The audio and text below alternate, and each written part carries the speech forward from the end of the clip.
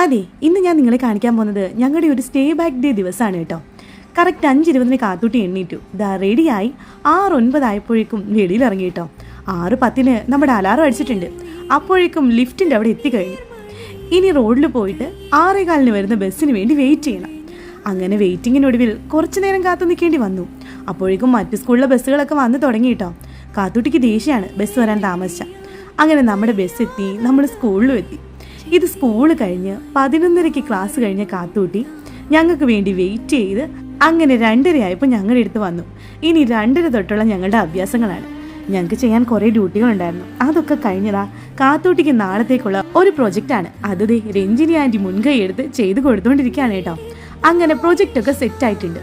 ഇനി വീട്ടിലേക്കുള്ള മടക്കയാത്ര. ഇപ്പം നല്ല ഉഷാറോടെയാണ് ആൾ നിൽക്കുന്നതെങ്കിലും ഫുൾ ടയേർഡാണെന്ന് എനിക്കറിയാം. ഇനി വീട്ടിലെത്തി കട്ടിൽ കണ്ടാൽ അപ്പോൾ ഉറങ്ങും എൻ്റെ മോള്. പാവം കുട്ടി. 5:30 കഴിഞ്ഞപ്പോൾ